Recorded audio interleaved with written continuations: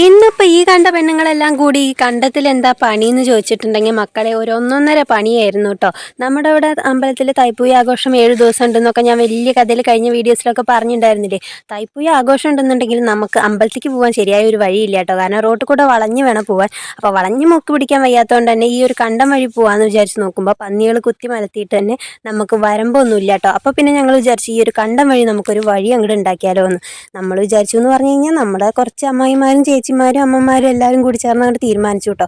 പിന്നെ ഞങ്ങൾ എല്ലാവരും കൂടി ഇതേ ഒറ്റക്കെട്ടായിട്ട് വൈകുന്നേരം ഒരു 5 മണിയാകുമ്പോൾ നമ്മുടെ കണ്ടത്തേക്ക് അങ്ങോട്ട് ഇറങ്ങി. പിന്നെ അവിടെ നിന്ന് അങ്ങോട്ട് കണ്ടം ഒരു ഉഴുതും മറിക്കൽ തന്നെയായിരുന്നു കേട്ടോ. ഒരു ഒന്നൊന്നര പണിയായിരുന്നു. പിറ്റേ ദിവസം ആയപ്പോഴേക്കും എല്ലാവർക്കും വയ്യാണ്ടും ആയിട്ടോ. അത് നിങ്ങൾക്ക് ഈ കിടക്കലൊക്കെ കണ്ടു കഴിഞ്ഞാൽ തന്നെ മനസ്സിലാവും എത്രത്തോളം നമ്മൾ കഷ്ടപ്പെട്ടിട്ടുണ്ടെന്ന്. അപ്പോൾ അതിൻ്റെ ഇടയിൽ നമുക്ക് വെള്ളമൊക്കെ കിട്ടി. ഞങ്ങൾ അങ്ങനെ വെള്ളമൊക്കെ കുടിച്ചു കേട്ടോ. പിന്നെ ഇതാ കുറച്ച് കഴിഞ്ഞപ്പോഴേക്കും രാജുവേട്ടനും ഏട്ടനും കൂടി ഇറങ്ങി. അങ്ങനെ ഞങ്ങൾ എന്തായാലും വരമ്പും ഇതൊന്നും ഇല്ലെങ്കിലും നമ്മൾ ഇപ്രാവശ്യം പാടത്ത് കൂടെ തന്നെ അമ്പലത്തിൽ പോകുമെന്ന് വിചാരിച്ചിട്ട് വഴി അങ്ങോട്ട് വെട്ടി റെഡിയാക്കി കേട്ടോ. പക്ഷെ ഞങ്ങൾ റെഡിയാക്കി പോകുന്നതിൻ്റെ പിറ്റേ ദിവസം തന്നെ പന്നിക്കുട്ടന്മാരുടെ വക അവർ ഒരു റെഡിയാക്കിയിട്ടുണ്ടായിരുന്നു. എന്തായാലും ഇനി കഷ്ടപ്പാടൊന്നും ഇല്ലാണ്ട് നമുക്ക് 7 ദിവസം അമ്പലത്തിൽ പോയിട്ട് തൊഴാനും അതുപോലെ ഉച്ചയ്ക്ക് ഭക്ഷണം കഴിക്കാനും വൈകുന്നേരം പോയി പരിപാടികൾ കാണാനും ഒക്കെ പറ്റും കേട്ടോ.